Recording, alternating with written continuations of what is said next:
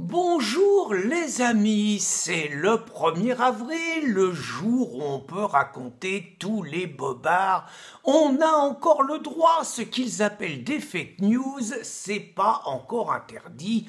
On s'en est pas privé, il y en a qui ont raconté qu'on allait être reçu à l'Élysée par Brigitte Macron, il y en a qui ont raconté que Macron allait faire une politique migratoire encore plus répressive que celle de Marine Le Pen, il y en a qui ont dit que le pape, il allait briser le dialogue interreligieux et mettre le père Boulade comme premier conseiller. Il y en a qui ont raconté sur des stands de tir. Enfin, il y a même Christine Tazin qui a raconté que Macron quittait Brigitte et allait se mettre avec Nathalie Loiseau.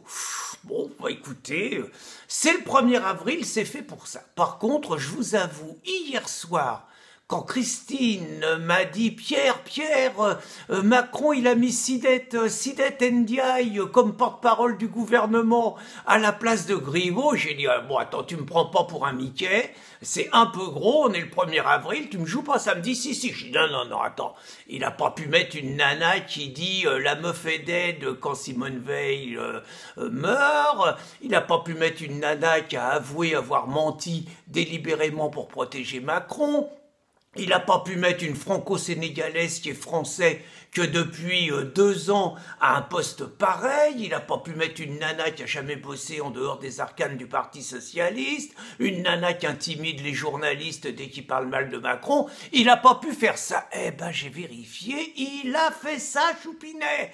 Et c'était pas un 1er avril. Mais tout comme c'est pas un 1er avril, il faut reconnaître que sur les fake news, nos adversaires sont meilleurs que nous parce que quand même, eux, c'est toute l'année qu'ils nous en racontent des belles. Par exemple, l'islam, c'est une religion d'amour, de tolérance et de paix. Ils nous disent ça toute l'année. Elle est quand même excellente, celle-là. Qu'est-ce qu'ils nous disent aussi? Ils nous disent « L'immigration est une chance pour la France ». Formidable. Et puis, ils nous disent aussi que en dehors de l'Union européenne, point de salut. C'est vrai qu'ils nous en sortent des excellentes et toute l'année, ils nous font des lois contre les fake news. Ils manquent pas de culot. Par contre, je me suis amusé à me rappeler quand j'étais gamin, il y avait des poissons d'avril et tout.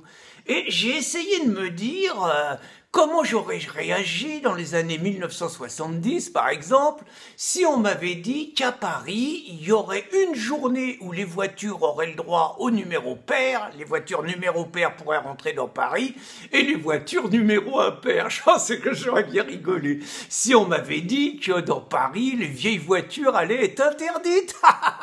Je trouve que ça aurait été un bon poisson d'avril. Si on m'avait dit que, tiens, Nathalie a été reçue au bac avec 21,5 sur 20. Oh, excellent. Si on m'avait dit que, tiens, Mohamed, 56e interpellation, il est depuis 6 mois, il était en liberté. Bon, voyons, c'est un peu gros. Si on m'avait dit que, les frontières de la France étaient abolies et que n'importe qui pouvait rentrer librement, c'est ça, prends-moi pour un Mickey.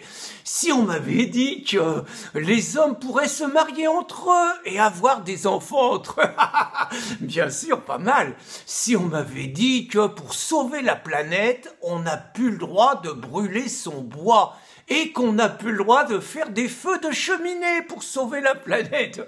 Excellent, mais un peu gros. Si on m'avait dit qu'on aurait un pape qui voulait interdire aux catholiques de faire du prosélytisme et qui voulait qu'il rentre plein de musulmans en Europe. Ouais, d'accord, bon, un peu gros aussi.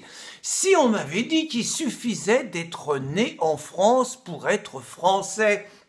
Si on m'avait raconté qu'un mec qui blesse son cambrioleur lorsque celui-ci s'est introduit chez lui et que le cambrioleur dépose plainte et que le mec est poursuivi devant la justice, et si on m'avait dit, alors ça, celle-là, c'est la meilleure, si on m'avait dit que dans les prisons françaises,